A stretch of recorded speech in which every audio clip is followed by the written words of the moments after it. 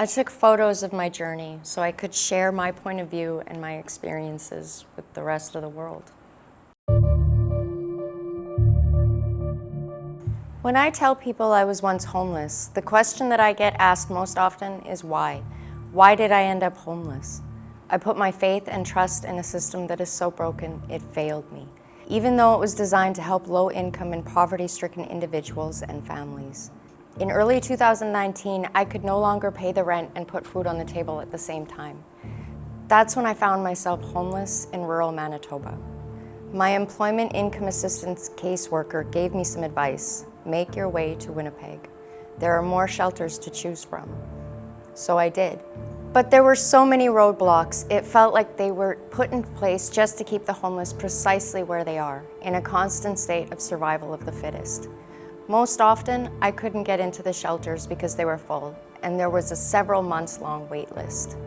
At times, I traded sex for a place to stay and food to eat. I often ended up badly assaulted, and on one occasion, actually ended up as a sexual hostage. Another time, I stopped to help another homeless person trying to light a cigarette.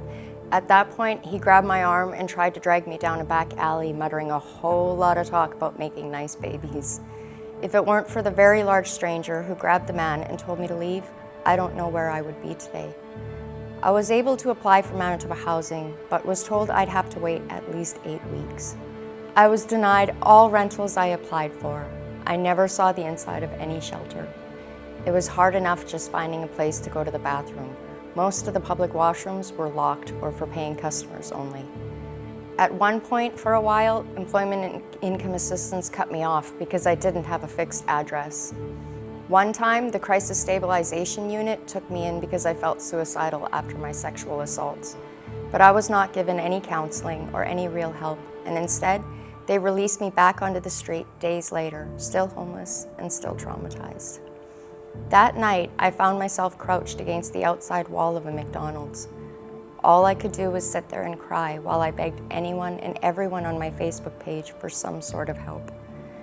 I ended up with yet another ride to the shelter at 4 in the morning, only to be turned away again. Eventually, I reached out to a Christian shelter back in Steinbach. It's not a government agency and it's not government funded. I was emotionally broken and penniless in Winnipeg, but they said they'd take me in, and they did. Of course, my story is far more detailed than this very condensed version that I'm telling you. But the truth is, with the system the way it is, any one of us could face homelessness in our lifetime, and more people than we realize are homeless right now. The system we have is underfunded, understaffed, and has way too many holes and cracks with which to fall through and get lost. We rely far too much on the faith-based and not-for-profit organizations to pick up the slack. We end up demonizing the homeless. Here's hoping I can help bring an identity to the homeless. They are still human beings who need proper supports and resources.